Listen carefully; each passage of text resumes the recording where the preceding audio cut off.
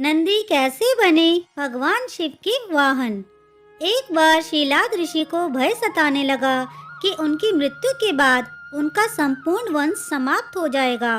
वे एक शिशु को गोद लेना चाहते थे, लेकिन वे चाहते थे कि जिस शिशु को वे गोद लें वह आध्यात्मिक हो तथा उस पर भगवान शिव की विशेष कृपा और आशीर्वाद हो। अपनी कामना की पूर्ति के लिए उन्होंने भगवान शिव का कठोर तप प्रारंभ किया। कई वर्षों तक वे तप में लीन रहे, जिससे प्रसन्न होकर भगवान शिव उनके समक्ष प्रकट हुए और उनसे वरदान मांगने को कहा। शीलाद ऋषि ने पुत्र प्राप्ति का वरदान मांगा।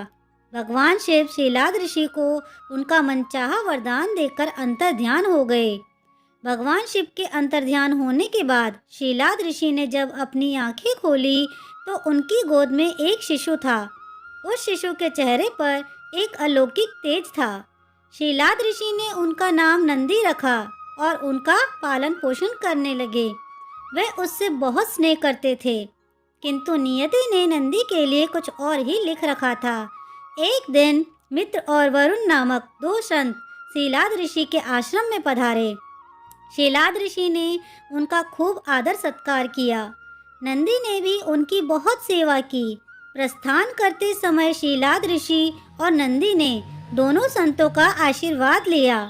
संतों ने शीलाद ऋषि को दीर्घायु और खुशहाली का आशीर्वाद दिया, किंतु जब नंदी को आशीर्वाद देने की बारी आई तो उनके माथे पर चिंता की लकीरें खिंच गई।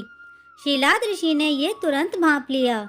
जब वे मित्र और वरुण ऋषि को आश्रम के बाहर तक छोड़ने गए तो उनसे पूछ लिया कि उन्होंने नंदी को लंबी आयु का आशीर्वाद क्यों नहीं दिया। तब दोनों संतों ने उन्हें बताया कि नंदी अल्पायु है। ये सुनकर शीलाद ऋषि चिंताग्रस्त हो गए।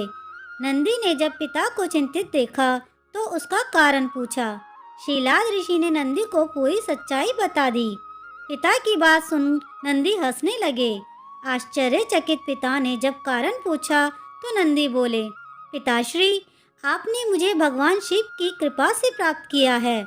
जिन पर शिव जी की कृपा होती है उन्हें कोई संकट छू नहीं सकता। ये कहकर वे पिता का आशीर्वाद प्राप्त कर भगवान शिव की तपस्या करने वन चले गए और तप करने लगे। नंदी का तप इतना कठोर, ध्यान इतना प्रबल और आस्था इतनी मजबूत थी कि भगवान शिव को प्रकट होने में अधिक समय नहीं लगा। शिव ने प्रकट होकर नंदी से वरदान मांगने को कहा। नंदी ने पूरी उम्र उनका सानिध्य मांग लिया। तब शिव ने उन्हें बैल का चेहरा प्रदान कर अपने वाहन के रूप में स्वीकार किया और अपने गणों में सर्वोच्च स्थान प्रदान किया। शिव के आशीर्वाद से नंदी मृत्यु के भय से मुक्त होकर अजर अमर हो गए। भगवान शिव ने गणों के अधिपति के रूप में नंदी का अभिषेक करवाया। इस तरह नंदी नंदीश्वर हो गए। भगवान शिव ने नंदी को वरदान दिया था कि जहाँ उनका निवास होगा वहाँ नंदी का भी निवास होगा। माना जाता है कि तब से शिव मंदिर में शिवलिंग के साथ नंदी की भी स्थापना की जाती है। नंदी पवित्रता, विवेक, बुद्धि और ज्ञान के प्रतीक हैं। उनका हर क्षण भगवान को समर्पित है। वे मनुष्य को शिक्षा देते हैं कि वे अपना हर क्षण परमात्मा की सेवा में अर्पित करें, ताकि वे भगवान की कृपा के पात्र बन जाएं। दोस्तों, आपको ये कहानी कैसी लगी मुझे कमेंट करके ज़रूर बताएं।